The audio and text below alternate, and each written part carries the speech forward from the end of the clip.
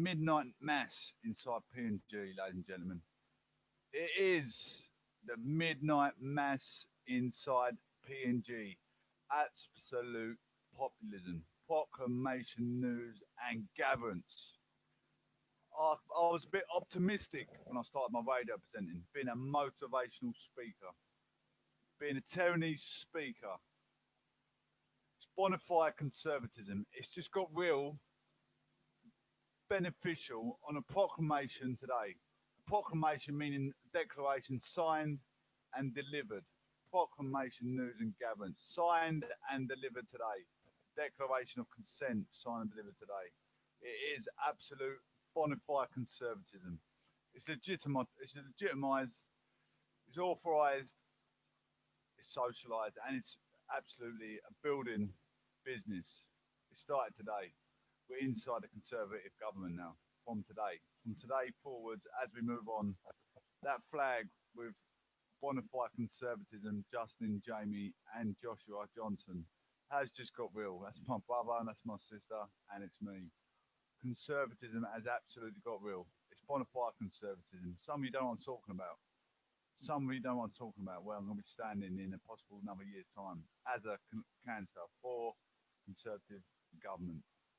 I've been working my socks off. I'm absolutely overwhelmed. I've been working my socks off. I've put a candidate application in today. I'm going to be working my socks off. You know what I do day in, day out, 7 days a week. It's not something I was just, happened to pull over and, grasp onto. I've been doing this every day of the week, pushing hard on social media, on Facebook, talking about sporadic knife crime, sporadic car incidents, and giving you a news update. It's all my own choice. It's all my own choice. Talking about sociological change, talking about how compassion runs throughout different humanities that keeps us thriving off throughout a day-to-day living, a day-to-day needs. Please share, please subscribe. We've got 123 subscribers, or 133, 32 maybe. Whatever, whichever, whatever, which way, anyway, politics. Bona fide conservatism. Let me tell you, my church, over a course of a month, they get over 1,000 people enter the church. They've got under 100 people subscribers in their YouTube. They've got under 100 subscribers. I get over with my Castbox and my YouTube in a month. The analytics, I get 2,000 listeners. 2,000 listeners. So I'm really, people, the same people keep coming in every time, and I really, really appreciate it. I'm getting some acknowledgement. And why you give me acknowledgement, it's giving me encouragement to do more than I did yesterday. I say I'll do more for God than I did yesterday, and tomorrow I'll do more for God than I did today. Thank you, guys. We're going to get in today's UK politics. Diane Abbott, I don't know if she's one of your favourite fans, Diane Abbott. She's always playing she plays the fascist card a lot. She does play the fascist card a lot, I feel sorry for her a little bit. They're taking the biscuit. She is playing that race card all the time. All the time. If it's night time, you said, what colour is it outside? You said black in front of her. She'd be like, oh, you're discriminating me. That's how bad it is getting with her. It's ridiculous. If you say it rational towards someone, yeah, that is a fascist statement. That's xenophobia at its worst. And, but she just plays that card all the time. It drives people insane. Labour's Diane Abbott was asked to resign over interview blunder. Labour Diane Abbott was asked to quit the shadow cabinet by Jeremy Corbyn's chief of staff after an interview blunder that hit the headlines. She's not in. You don't see her much in the headlines. When it is, it's never nothing confident, is it? Nothing confident. I've got a friend, made a good friend, got me to where I am today, a bit of guidance, but she always plays that racist. If you knew my ethnicities throughout my family, I couldn't even be in the slightest racist. Unless I said, the M-word. I've never in a million years discriminated my bread and butter. My mother, where she comes from, that's the answer to all. My granddad is a Muslim. I'll never discriminate any culture. Definitely not. Never be a fascist in the slightest. The Former Shadow Home Secretary stumbled over the cost of Labour's pledge for 10,000 extra police officers ahead of 2017 election. Shortly after, she stepped back from her campaign due to illness. Miss Abbott told BBC Radio's Pause Today programme the advisor was doing what she thought best by asking her to go. But she accused some in the media of misbehaving, as if I'm an idiot. The Labour MP returned to Mr Corbyn's cabinet in the weeks following the election, saying she had not been managing her type 2 diabetes well during the campaign. But she stepped down from the front bench ahead of the election of new Labour leader Sir Keir Starmer. Just before we move on, guys, you know, when you say wash your hands, put your mask on, not to benefit yourself, but to benefit your loved ones and everyone else around you. Don't do it for the benefit of your own dad, do it for the benefit of everyone else. Let me tell you something. One of my close friends has got COVID-19, and my landlord, and her little girl, and 2 teachers at my mum's school. It's getting very, very risky business. I know some of us, we ain't got it, none of our families got it, so we're thinking, yeah, you know, we're not really standing on eggshells, let's just risk it. Don't risk it. Don't risk lives. Ain't worth it. It's getting serious. And it's getting into winter. So all kinds of common colds come in. And pneumonia is more likely to get on your chest in the winter. Ammonia will get on your chest anyway, regardless if it's COVID or not. But I wouldn't risk it if I was you. Believe me. Wrap up warm, put your mask on, wash your hands, put gloves on. Make sure you're protected. Make sure your loved one is protected. This is getting serious. I mean, deadly serious. How close are these people to me are getting COVID? My landlord, he's got COVID-19, and our daughter's got COVID-19. Risky business. I haven't spoken to her in about 4 months. I rang her today just to make sure the rent money's gone in, and she sounded like a, croaky dog. So be careful. Don't wish it on anyone. Miss Abbott, who is a close ally of Mr Corbyn, said her diabetes played a part in the headlining grabbing blunder. I had done about 7 interviews on the same subject, and in other interview, I had got the figures right, she said. In this particular interview, I stumbled, and I think it was partly to do with my diabetes, as I hadn't actually eaten that morning, and just gone straight into doing all these interviews.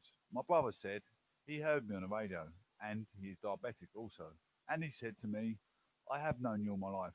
You never get figures wrong. And I know straight away when I heard that interview, it was your diabetes. But the MP confirmed that after the interview, that Mr Corbyn's chief of staff, Carrie Murphy, had asked her to resign. Carrie was doing what she thought best, said Miss Abbott. But as you saw, I stepped down only temporarily, and I was Jeremy Corbyn's Home Secretary to the end. She claimed she had been signed off by the Conservative election machine during the campaign, with a lot of money spent vilifying me on social media. But as I say, I was Jeremy's Home Secretary to the end, and it was a privilege. I mean, Jeremy Corbyn, I ain't going to write Jeremy Corbyn off. You can't write Jeremy Corbyn. He's got a lot of, I know I do right, but it's just like if you support Tottenham and Liverpool playing, you're going to be putting Liverpool down if you're not, if you're a Tottenham supporter. But he did have a lot of experience behind him. He did have a lot of experience behind him. He did come out with some blunders, but don't all the prime ministers and the top ministers up there come out with a lot of blunders a lot of the time. Make mistakes. You're in the face of the media. You're going to be making a lot of mistakes. I was having a look into that, that moon shoot, the old vaccine, the vaccine moon shoot is going to cost absolute billions. I was looking into that the other day. What do you make of that? What do you make of the moon shoot? It's supposed to be coming mid next year. Is it going to be coming in time? Is it going to be coming in time? Anyway, looking at Paris, we're going into Paris. Paris attack. 2 people stabbed near former Charlie Hebdo office. Sporadic knife crime all over the globe. Sporadic knife crime happening all over the globe. A local trader who took this photo of people being treated said there was a panic outside his store. Two suspects have been arrested. One of them was seized in nearby Bastille area with blood on his clothing, police told the BBC. Anti-terrorism police have taken over their investigation.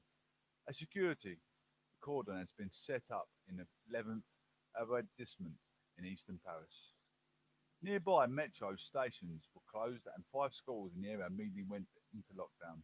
The schools were allowed to reopen some hours later. A blade, described as a machete or a meat cleaver, was recovered at the scene of the attack near the Boulevard Richard Lenoir. Police quoted by French media, it said the main suspect was from Pakistan and the second person was arrested from Algeria. They have not yet been named and any connection between them has not been disclosed. The contents of the victims have not been made public, although French Prime Minister Jean Castex told reporters at the scene that their lives were not in danger. The attack comes from a high-profile trial is underway in Paris of 14 people accused of helping two jihadists carry out the 2015 attack on Charlie Hebdo, in which 12 people were killed. Mother phone's bleeping, I couldn't. The two people wounded were staff at a TV production company. One of their colleagues told the AFP news agency 2 colleagues were smoking a cigarette outside the building in the street. I heard shouting. I went to the window and I saw one of my colleagues, covered in blood, being chased by a man with a machete in the street. Another member of staff in the Premier Lignes production firm said. The firm has offices in the Royal Nicolas Appert, a side street of Boulevard Richard Lenoir, where the former Charlie Hebdo offices are located. A memorial to the 12 people killed in the Charlie Hebdo attack is nearby. That's a shock. Imagine seeing someone with a machete, who just escaped in the Metropolitan Lunatic Asylum, running around with a machete in the town centre. What do you think of that? Horrific nightmares. It'd be stuck in your head for days, possibly months, scar you for life, seeing some man with a machete. You think that could have been you. That could have been you, but you want to even think, but he's running around with a machete. What do you do? So a man is running at a lady or, innocent child with machete. You want to stop him but he's got a machete in his hand. How can he control a machete? A man with swinging a machete around. Absolutely ludicrous. Mr. Castex visited the scene, accompanied by Interior Minister Gerald Damanin and Paris Mayor Annie Hidalgo. The Prime Minister reiterated the government's firm commitment to combat terrorism by all possible means. I mean, where can you get a machete from nowadays? It's not like you go, Argos, hello sir, can I come up to pick up my machete? Where do you get a machete from into this country? These internet, you can obviously buy them off the internet. You can buy them off the internet machetes, obviously. Why these computer trackers and the police ain't looking into everyone's computer database? It's how you can catch paedophiles, how you can catch people buying weapons. It needs to be done. It needs to be, everyone's laptop needs to be policed. Everyone's Facebook needs to be policed. Men texting girls, girls texting men, or men. It could be texting boys. It needs to be policed, and vice versa, like weapons and whatever. Even big drug deals. If you catch everything for the media, catch everything for your device, it needs to be done, doesn't it? It needs to be done. At a news conference, anti-terrorism prosecutor Jean-Francois Ricard confirmed that the main perpetrator had been arrested and said a second individual was also in custody. The investigation will continue, he said. Charles Michel, president of the European Council and former Belgian PM, expressed his full solidarity with the French people. It doesn't matter, like, you have an ex-girlfriend or ex-boyfriend. Doesn't matter how much you hate them. You don't want, you don't want to cause. It's ludicrous. Why do you want to do life behind bars? Run around like an absolute mental lunatic, trying to, get revenge. Anyway, it's moving on. All my thoughts are with the victims of this cowardly act of violence. Terror has no place in European territory, tweeted. In a tweet, Charlie Hebdo expressed its support of solidarity with its former neighbours and the people affected by the odious attack. Absolutely shocking. Charlie Hebdo has marked the start of the trial by reprinting controversial cartoons of the Prophet Muhammad, that sparked protests in several Muslim countries. In response, the militant group Al Qaeda renewed its threat to the magazine. The magazine's head of the human resources said earlier this week that she had moved out of her home after receiving death threats. Defendants in the trial are also accused of helping another jihadist carry out a related attack in which he shot dead a policewoman, then attacked a Jewish store, killing four people. The 17 victims were killed over a period of 3 days. All three attackers were killed by police. The killings marked the beginning of a wave by the jihadist attacks across France that left more than 250 people dead. I mean, these stories you hear about, knife crime, gun crime, it's shocking, absolutely shocking. How can you take someone's life? Taking someone's life, it's shocking, absolutely shocking. Anyway, ladies and gents, I don't know if anyone, anyone's political views, opinions. I'm a conservative, as you know. If you're Labour, I'm not going to discriminate. See, if you come at me with confrontational attitude to mock my choice of opinion, it's not going to rub off well. But if you come at me nicely with your point of view, we can interact and chat and get along. Politics. If you don't know politics, politics is politics. The same as football, isn't it? You've got your favourite side, and we might not see eye to eye because whichever your constituency is and wherever you support, whatever reason, the same as politics, isn't it? Really. Anyway, wash your hands, cover your face, and make space. This is your next steps for the plan of lockdown measures. We're in safety measure level 4, aren't we? So be safe. I was in the hospital today. You go in the hospital and you have to be sitting 2 meters apart when you're waiting in the waiting room. It's like it on park benches. 2 weeks ago, I updated you from this podium on the progress we have made as a country against coronavirus, and in many ways, the progress continues. The number of patients admitted to hospitals is still falling and now stands at just over 100 each day. In April, there were more than 3,000 coronavirus patients in mechanical ventilation beds, but now the latest figure is 87. The number of deaths continues to fall. This is obviously encouraging, but I've also consistently warned that the virus could come back and that we would not hesitate to take swift and decisive action as required. I'm afraid that in parts of Asia and Latin America, the virus is now gathering pace, and our European friends are also struggling to keep the virus under control. As we see these rises around the world, we cannot fool ourselves that we are exempt. We must be willing to react to the first signs of trouble. Today, the weekly survey by the Office for the National Statistics reports that the prevalence of the virus in the community in England is likely to be rising in the first time since May. At around 1 in 1,500 now have the virus, compared to 1 in 1,800 in 15th July and 1 in 2,000 in 2nd of July.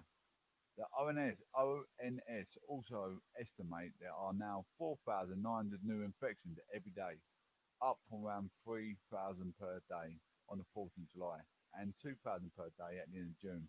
This is coming into the winter month. This is getting serious. So the numbers are going to be going up. It's going to get less and less. Soon it's going to be 1 in 500 by the winter months. I'm guarantee it. I absolutely guarantee it. It's going to go up. So really have to think about wrapping up. I won't go out for Christmas shopping this year for your presents for your loved ones, for your wife, for your kids. I'd order it online if I was you, and wash it when you get it. Make sure. Our testing capacity has increased 100-fold.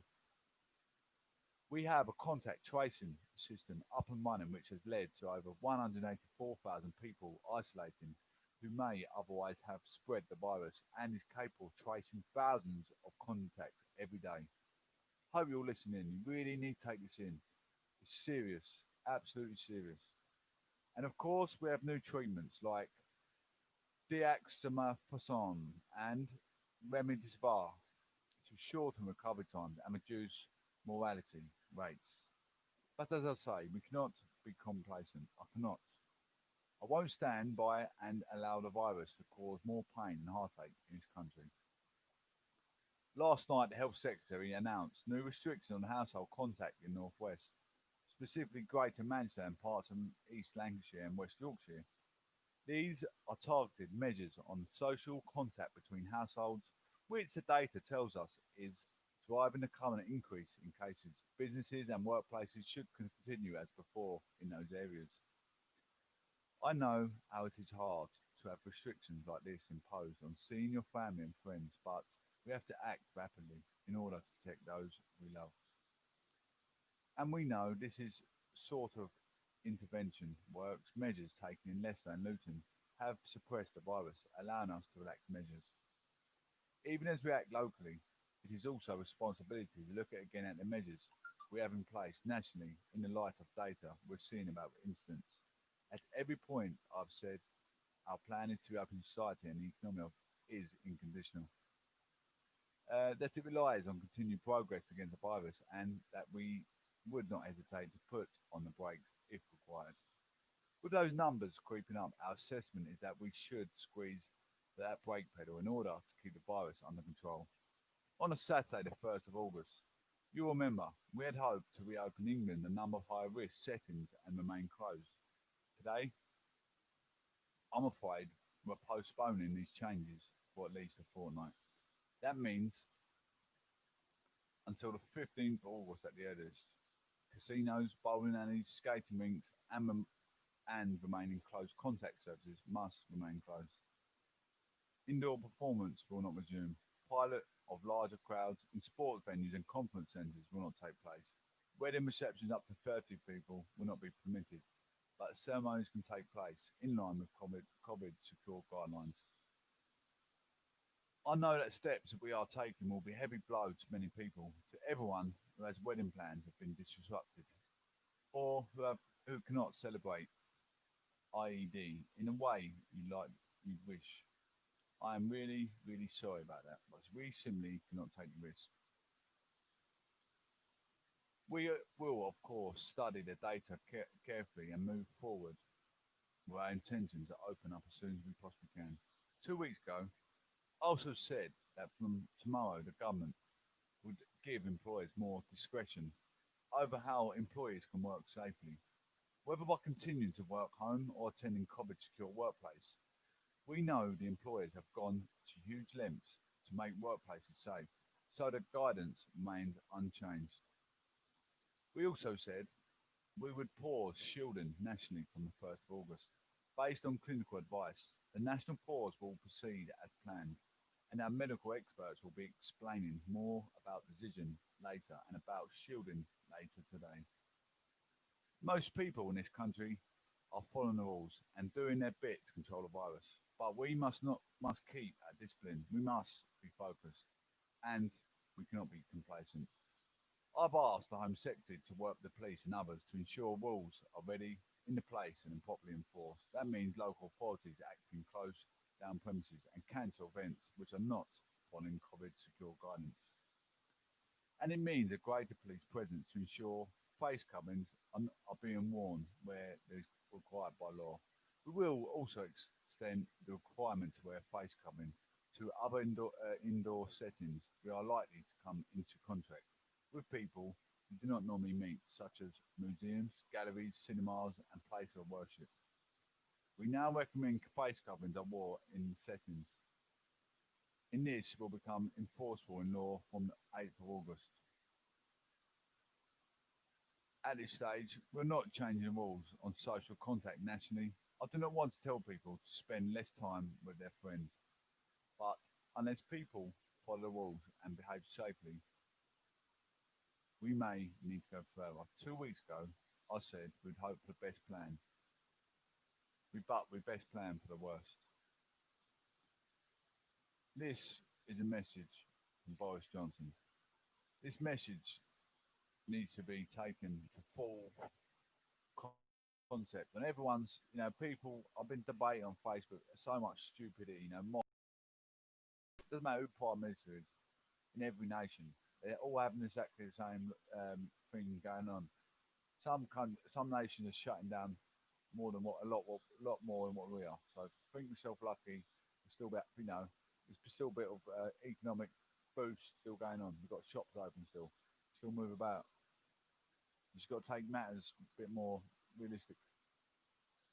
People are taking the biscuit, going down the pub still. Have a think about, have a think about what you're doing. Practice safe measures. COVID lockdowns for Cardiff, Swansea, and Llanelli. Wales, two big cities, will go into lockdown as part of new restrictions being imposed in three areas. Cardiff and one country of Swansea go into lockdown at 6 p.m. on Sunday, 24th, hours after the Carmarthenshire town of Llanelli. It means 1.5 million, about half of Wales' population, will be under lockdown by the end of the weekend. But cases in Caerphilly, the first area of lockdown, have fallen significantly. Health Minister Vaughan Gething said restrictions will be the same and those already affecting people living in Murphy, Tideville, Bridgend, Benu Gwent, Newport, Rhondda Cynon, Taff, and Caerphilly, which are already in lockdown. Mr. Gething said people in Cardiff and Swansea should not treat this weekend as a big blowout. He said cases of Carmarthenshire had overwhelmingly been linked to Llanelli, with 8 out of 10 cases there. In Llanelli, we are particularly challenged around the town. That is well identified, a significant spread that is not out of control, he said at a Welsh Government press conference. We've spoken to local authority, we've spoken to local health board, and we understand that need to act and act as soon as possible. Rod Stewart, leader of Swansea Council, said, we have seen a rapid and sharp increase in the number of COVID cases in Swansea during the past few weeks.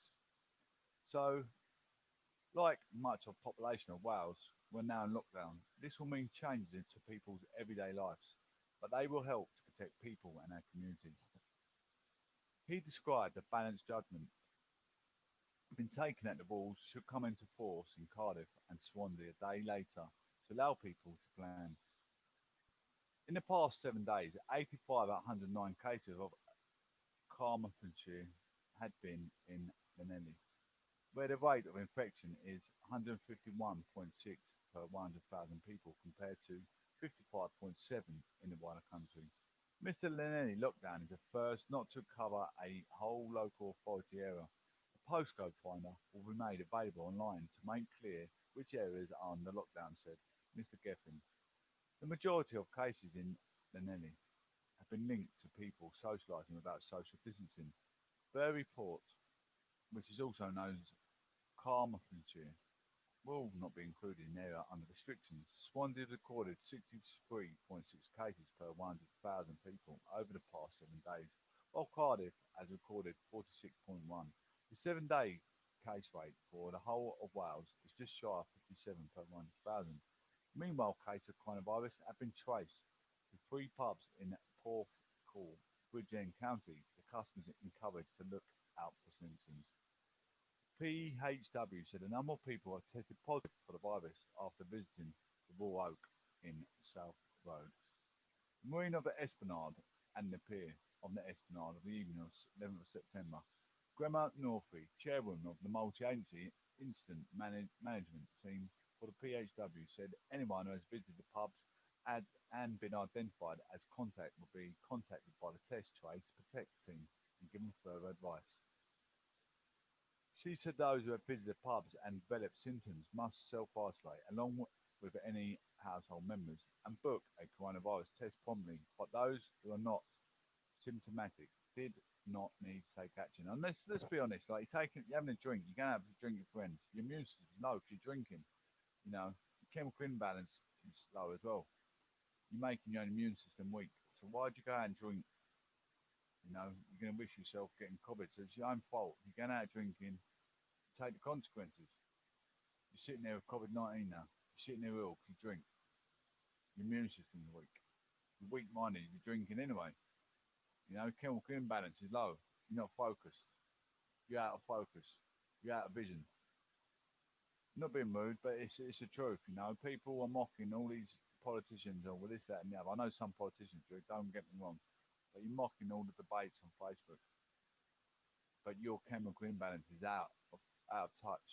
Out of touch when you're writing because you're probably drinking at the time or taking some sort of narcotics. You're out of touch. You're out of reality, and you know now you're risking of getting COVID in the pub. Be serious. Serious business. You're risking your life, risking your mother's, risking your father's, risking your kids, risking your nephew. You might hate me, but I'm telling the truth. How do businesses feel? The new restrictions mean people in lockdown can only shop in their own countries, or in case of Llanelli, their own town. Mike Richards, who owns up on an antique shop in Llanelli, is angry the town has been singled out. It is totally unacceptable, he said, where part of the Carmarthenshire, the council are supposed to look after us in Carmarthen. We'd be goldfish bowls. Local customers only. 6% of my trade is from outside of Llanelli. I have to live with that, but I'm living with Carmarthen, having their own way. With respect, everywhere else, they locked down an area. We were the first town to lock down. Why? Matthew Maruzzi from Birdie's Cafe in Mumble, Swansea, said the lack of tourism would hit the business hard. He said, we don't just get people coming from areas of Wales, but also England. We have people from Somerset, call earlier, who arranged to come next week, but they can't come anymore. I think it will affect a lot of our trade.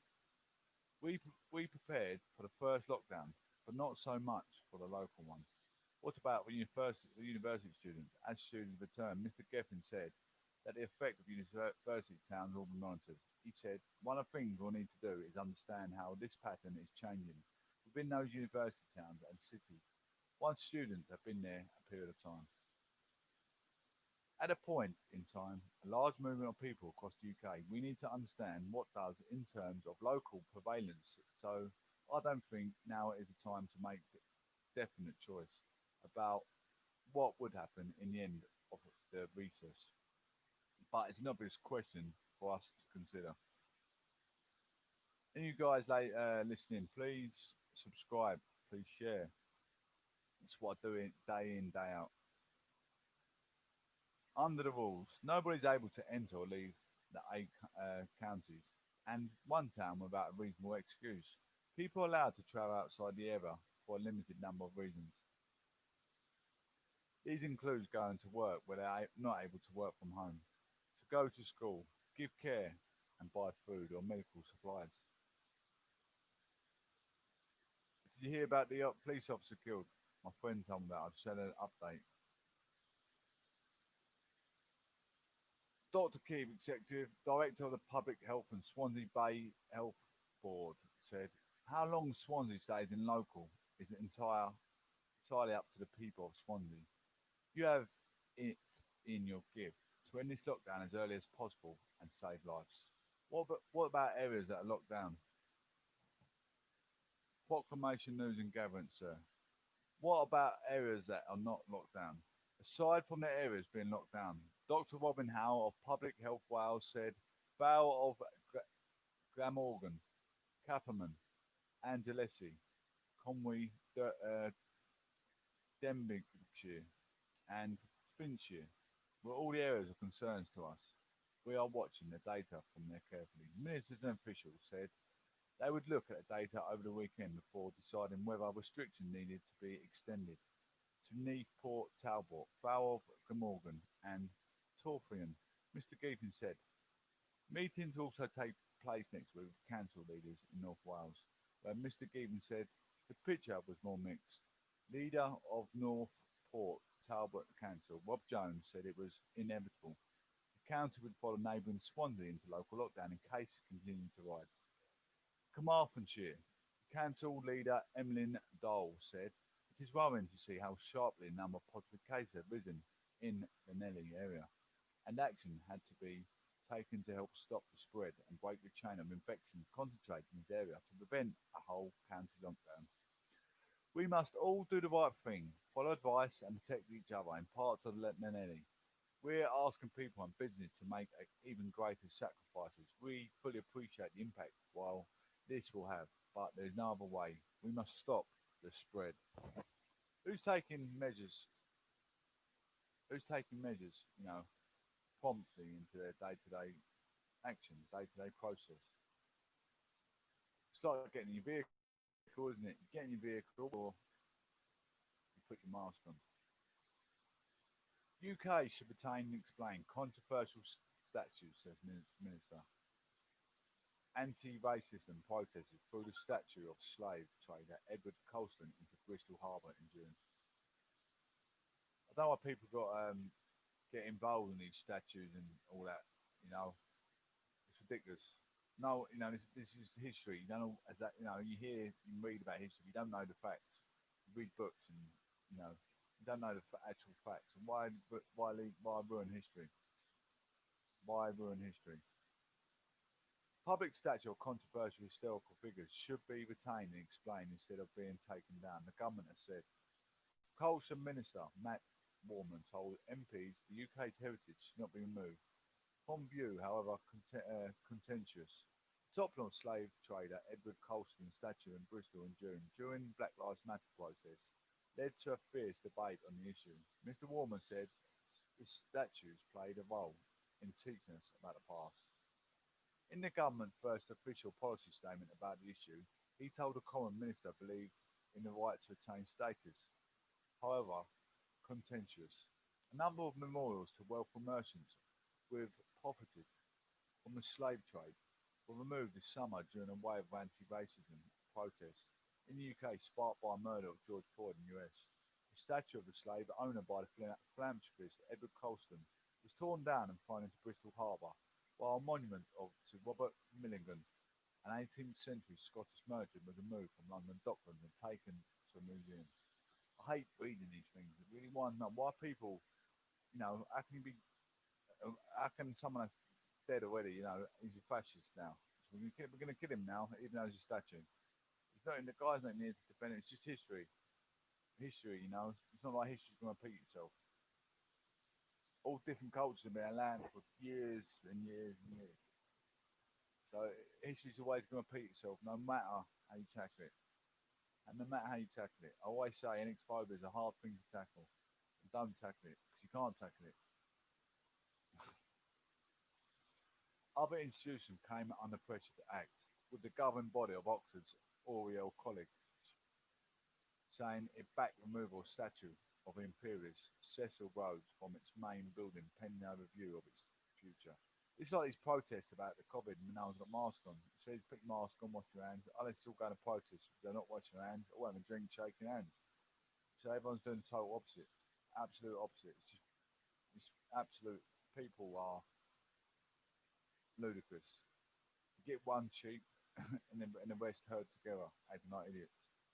There have been calls of statues of the major historical figures, including Sir Robert Clive and Sir Francis Drake, to be taken down as part of the reprisal of the UK's colonial history. Labour-controlled councils across England have been carrying out an audit of statues of their land, while the National Trust recently outlined the prosperous historical links to the Atlantic slave trade and the British Empire. Speaking in the House of Commons in a German debate about statues, Mr. Warman said he wanted organisations to retain and explain or move heritage, whilst individuals such as Colston or Rhodes may have said or done things we may find deeply offensive. He said they played an important role in teaching us about past, with all its faults.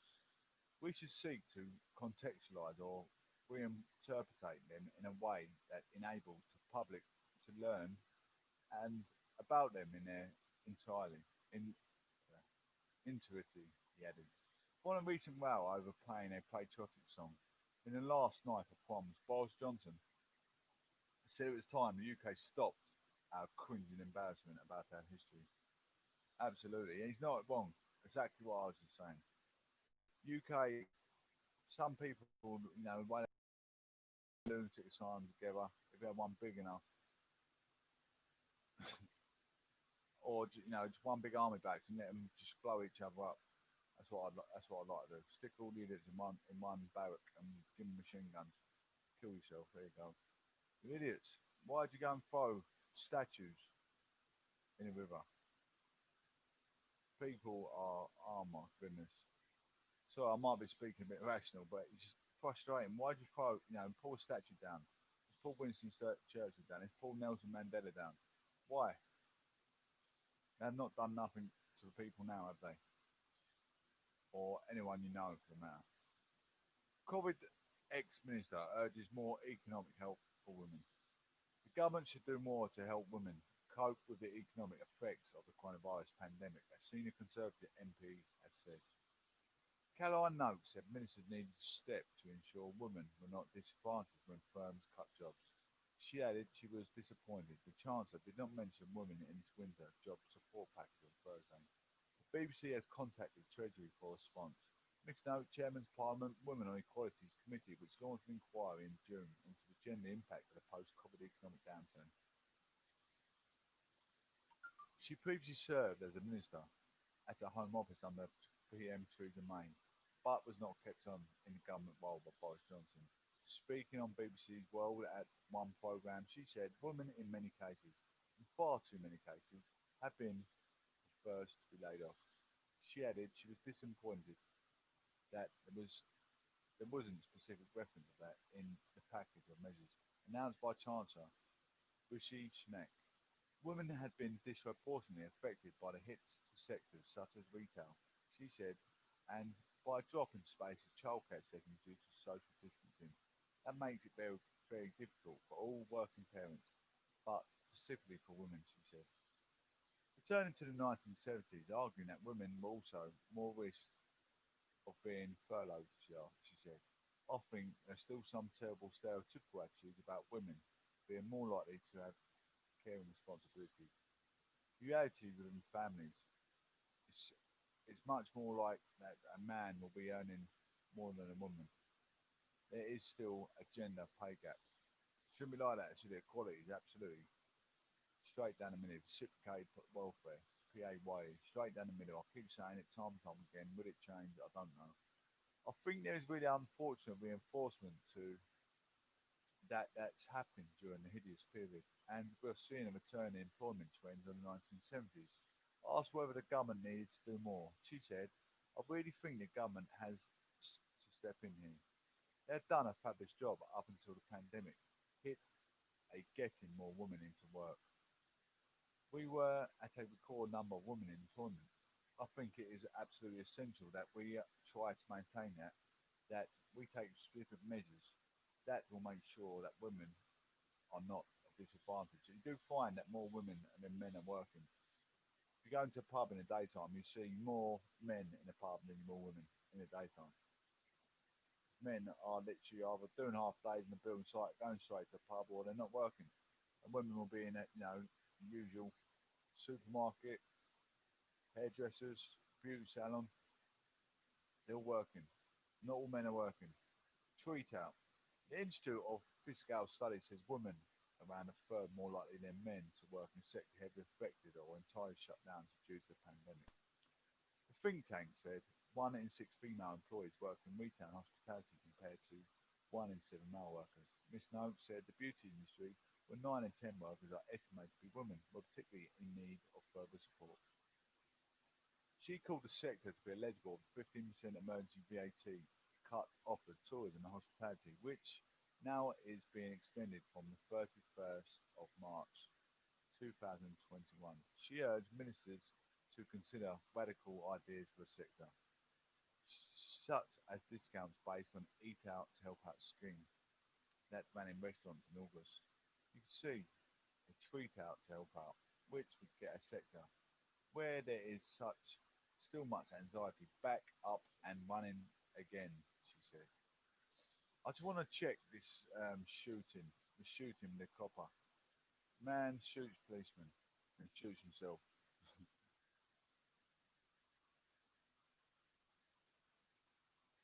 Just want to see what's going on.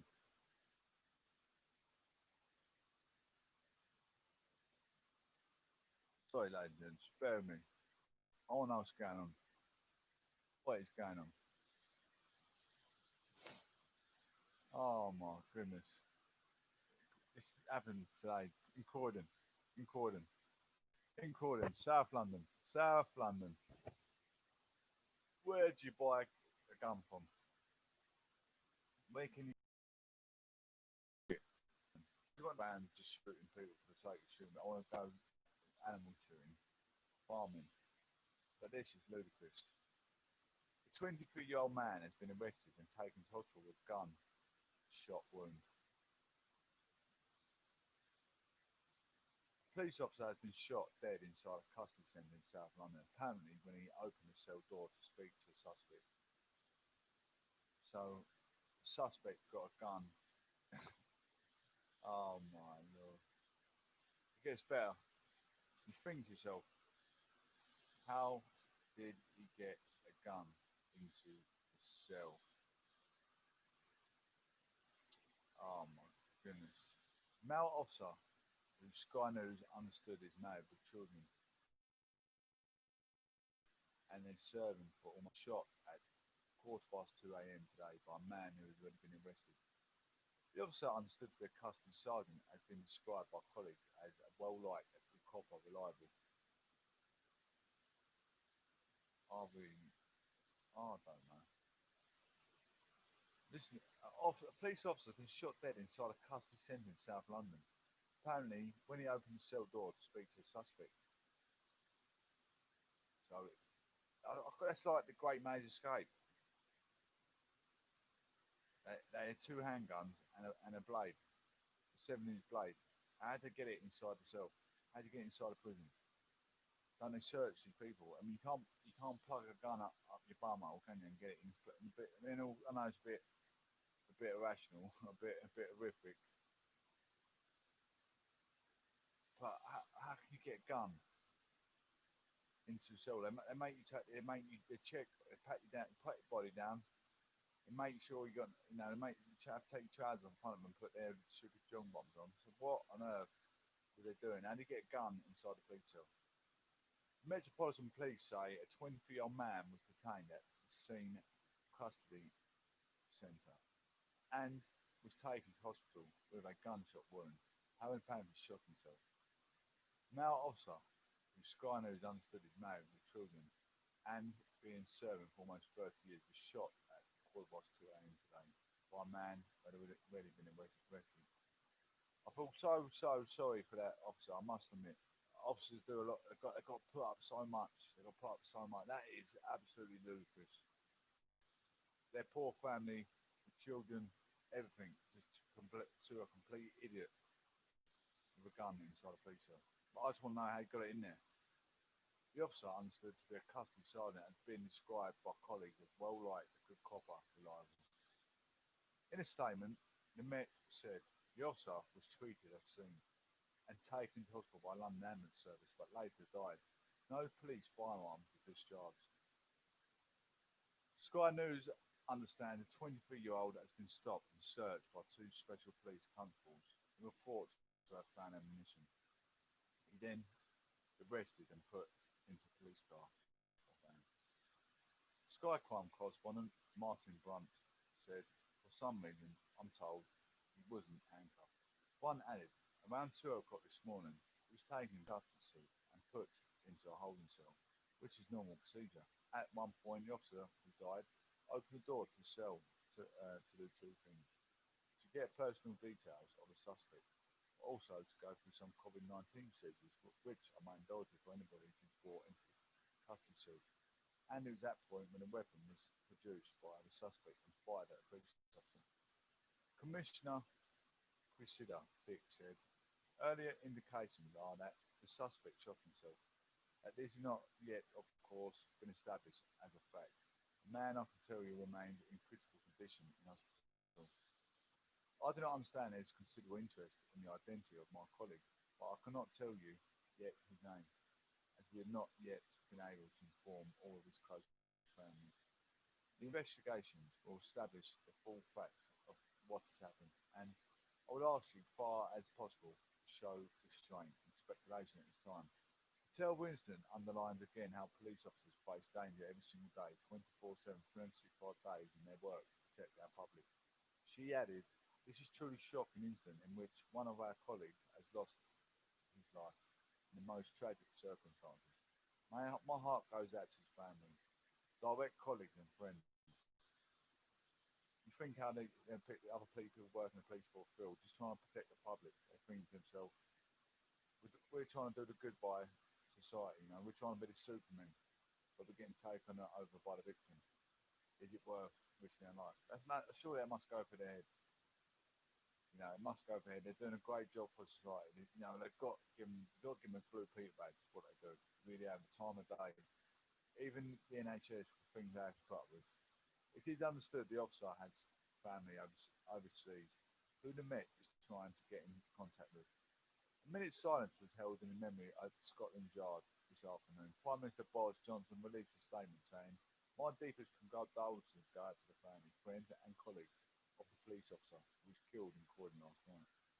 We owe a huge debt to those who risk their own lives to keep us safe. Home Secretary Priti Patel said, I'm deeply shocked and saddened to learn that a Metropolitan police officer has been shot and killed in the line of duty.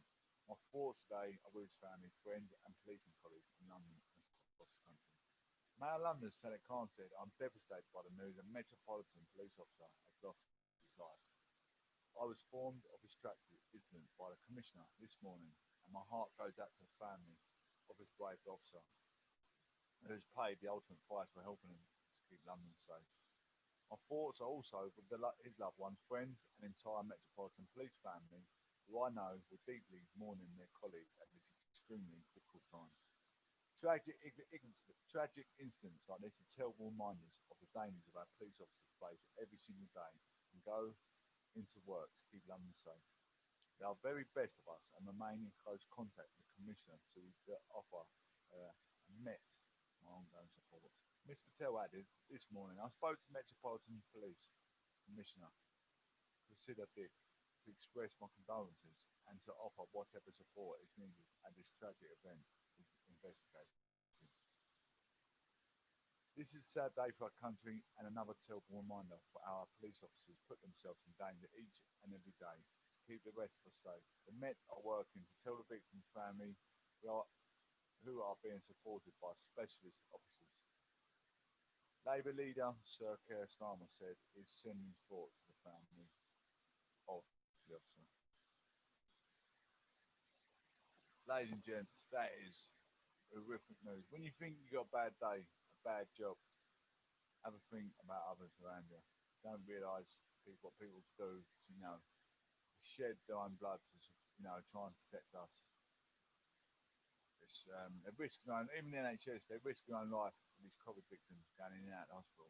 They're risking their own life in care homes. They've got to stay away from COVID victims to look after their patients as well. It's a risky business. Risky business.